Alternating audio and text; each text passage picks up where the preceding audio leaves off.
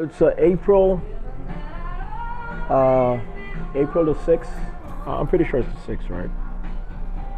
April the 6th, 2024. And I'm still in Orlando, Florida, naturally. I'm going to be in Coral Gables, Florida. I would say within a month and a half or within a month or so. And as you can see, this is KFC. This is near Silver Springs and I guess near Powers, Silver Springs. No, Silver Star Road, and Powers. I think so. But anyway, as you can see, I'm clearly in Orlando, Florida. Clearly, this is a KFC. And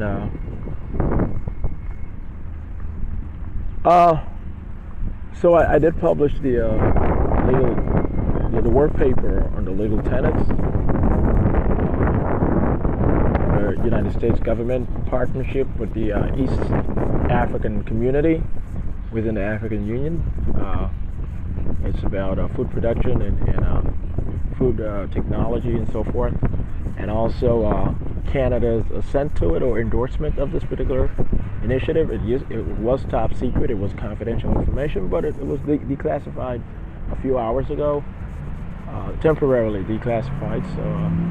So I wrote the policy objectives of this particular initiative, this directive, and Canada also has agreed with the United States, and this will be broadcasted over the next 2 years or so, has agreed with the United States via the EAA directive, the opening up of borders between Canada and the United States. Literally, the borders are going to be removed within 2 years. During the global war that's going to be declared over the next 2 to 3 weeks or so, and this will be completely operative. It's going to make complete sense by that point, and there aren't going to be a lot of melee, or there isn't going to be a lot of melee due to that, because everyone will be focused on getting through what they have to get through, and the government is going to be very astute in making sure that security efforts here in the Americas is prepared for the EAA and the Union of the Americas in 2.5 decades or so. The EAA is going to be formed in 2025 or 2026, and that's when we're going to, right thereafter, a supplemental agreement between the United States and Canada treaty will be signed, and it'll open up the borders between the United States and Canada. So all residents and citizens of the United States of America and all residents and citizens of Canada will be able to travel back and forth without restrictions whatsoever. And it's an expedited process. It's going to occur over the next 2 years. Canada and the United States are so integrated economically and socially speaking, and even culturally speaking, especially English speaking Canada. It's not going to be that much of a problem. The Canadian population isn't that outrageous, and Canada is, relatively speaking, already a wealthy country. So we're not going to find too many obstacles. We're going to need about 20 years. We're going to need about 25 years to be able to allow the EAA to do its magic, and then we'll be able to open up all borders within the hemisphere, throughout the Americas, regarding all 35 member states of the Organization of American States within the reformed system, which will be called the Union of the Americas, the UA. So this is work in progress, but any refinement is not going to affect the foundation of what I've already published as policy of the Central Intelligence Agency of the United States. Okay, so as you can see, this is still me.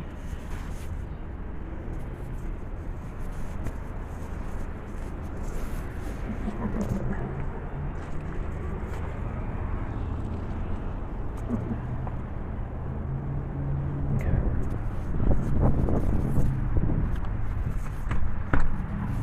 Alright, I'm gonna have to go to the front door. But anyway, as you can see, this is still me.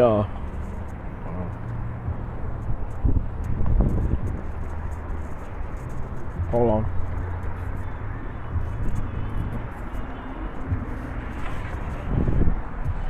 And folks are having a hard time, a very difficult time, saying, "Oh my God, Shawn, it doesn't matter what you think. You know, they don't know this and that." No, Dad. I'm speaking to my dad at this particular point. I don't want to have to shock you, but you're going to find out a lot of things, and you're going to have to bear with me. Okay?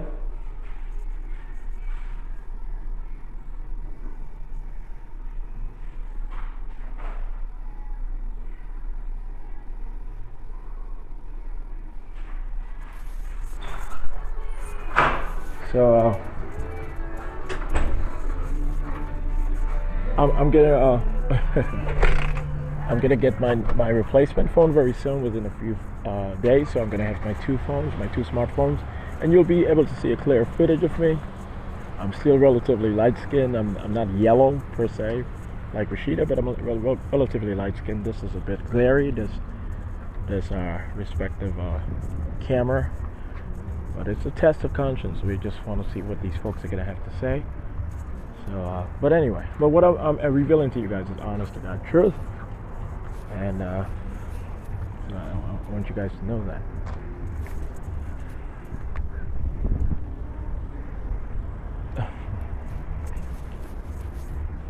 Okay?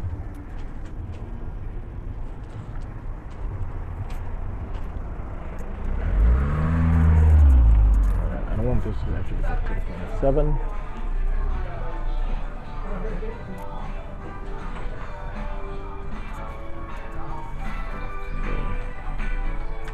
So, that's the scene. Then, alright, so this is the hat that I got. It's no longer the buffalo hat that I had before. But,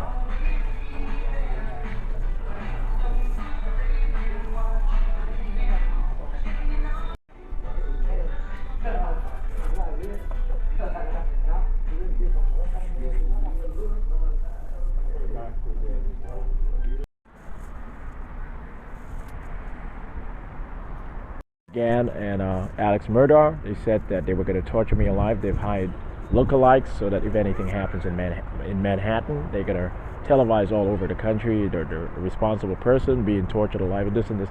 Don McGahn and Alex Murdaugh will be tortured alive, burned alive, literally, at Pentagon offices all throughout the country, from place to place, body part to body part, until they no longer request life earnings, until they no longer request law licenses in different states, until they quit the government, and until they no longer claim or actually have any video recording of any torture tactic applied unto anyone, including any lookalike of mine.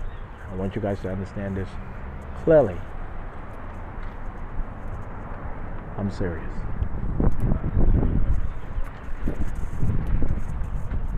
Don McGahn, you're not supposed to have power. You're just not supposed to have power. And that's what you're going to find out very soon.